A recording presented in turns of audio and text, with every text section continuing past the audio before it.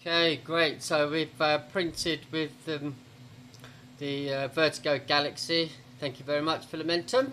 Orders arrived a couple of days ago. Right, so we've Arif has designed these parts. If you can work out what they are, then well done and congratulations. Okay, Arif, print a couple off, grab a couple off, and then we'll put them where they're intended to go. More muscles. Like that. See, that's how you release off print bite. How easy was that? Right, come on, mate, let's go. Hey, what's up? Hey, it's a speed man. Alright, Duke. Yeah, cool. Right, okay.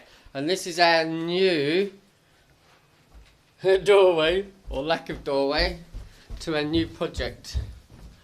So, this is our new offices upstairs. That's going to become something soon.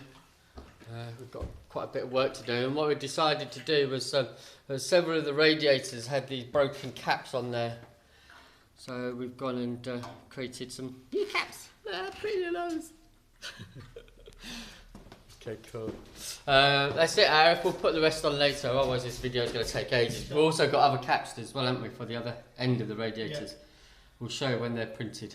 Cool. Thank you. Cheers. Thank Bye. You.